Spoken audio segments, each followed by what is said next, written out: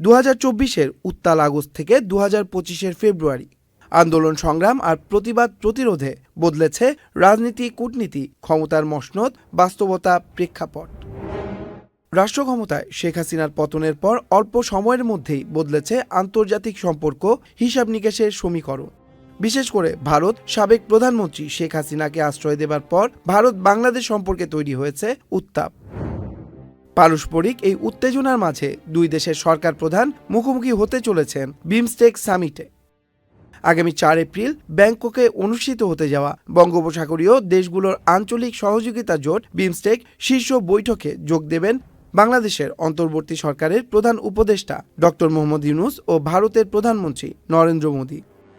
মঙ্গলবার 11 জানুয়ারি সকালে গুলশান 2-এর বিমস্টেক সম্মেলনের এক ব্রিফিংয়ে এ তথ্য নিশ্চিত করেন সংস্থাটির মহাসচিব ইন্দ্রমণি পাণ্ডে।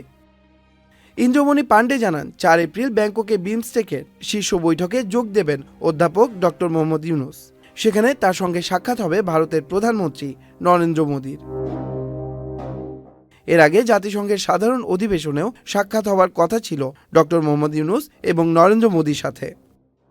বর্তমান পরিস্থিতিতে দুই দেশের সরকার প্রধানের এই সাক্ষাৎ দুই দেশের রাজনৈতিক অঙ্গনে কী ধরনের প্রভাব ফেলে তা নিয়ে এরই মধ্যে তৈরি হয়েছে আলোচনা।